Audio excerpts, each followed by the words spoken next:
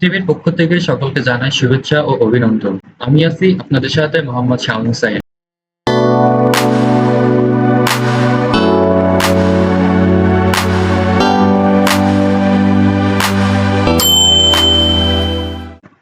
আজকের মূল আলোচনা এইচএসসি রেজাল্টের সম্ভাব্য তারিখ। তো এই মুহূর্তে আমি একটি ওয়েবসাইটে প্রবেশ করে আছি।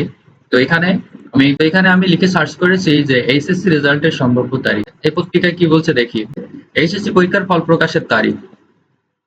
তো দেখা যাক তারা কি বলছে।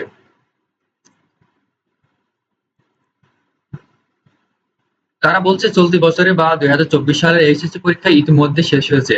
কারণ আপনারা সকলেই অবগত যে ২০২৪ ব্যাচের এইচএসসি সমমানের পরীক্ষায় ৭টি বোর্ডের ৬টি বিষয়ে গ্রহণের পর দেশে বৈষম্য বিরোধী ছাত্র আন্দোলন শুরু হয় এবং তা টানা ১ মাস ব্যাপী চলে। একই সাথে চলতি সরকারের পতন ঘটেছে।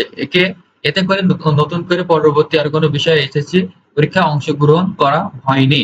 অন্তর্বর্তীকালীন সরকারের শিক্ষা উপদেষ্টা জানিয়েছেন সাবজেক্ট ম্যাপিং এর মাধ্যমে ২০২৪ সালের এইচএসসি পরীক্ষার রেজাল্ট দেওয়া হবে। ৩০শে জুন শুরু হয় এবং শেষ হয়েছে ১৪ই জুলাই ২০২৪ তারিখে, যেখানে মূলত বিষয় পরীক্ষা শেষ হলে গ্রহণ করা হয় ব্যবহারিক পরীক্ষা এবং বাংলাদেশের প্রেক্ষাপটে সাধারণত এইচএসসি পরীক্ষা গ্রহণের ৬০ দিন বা ২ মাসের মধ্যে রেজাল্ট প্রকাশ করা হয়।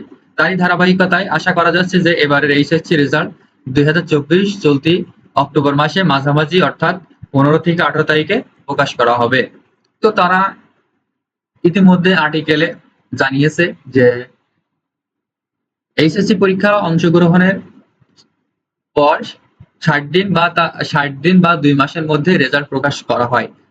ঠিক আছে, তো তারা বলতেছে যে রানিং যে অক্টোবর মাস চলছে, তো রানিং অক্টোবরের মাঝামাঝি অথবা শেষ সপ্তাহে, আমরা ধরতে পারি মাঝামাঝি অথবা শেষ সপ্তাহে রেজাল্ট প্রকাশ করতে পারে। তো বলছে ১৫, তারা একটা সম্ভাব্য ডেট দিয়েছে যে ১৫ থেকে ১৮ তারিখের মধ্যে প্রকাশ করা যেতে পারে বা প্রকাশ করা হবে।